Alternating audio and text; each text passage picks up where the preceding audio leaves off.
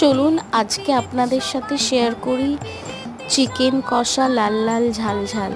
ফার্স্টে আমি চিকেনটাকে ম্যারিনেট করে নিয়েছিলাম আদা রসুনের পেস্ট, তেল, লঙ্কার গুঁড়ো, হলুদ গুঁড়ো, জিরের গুঁড়ো, ধনের গুঁড়ো দিয়ে।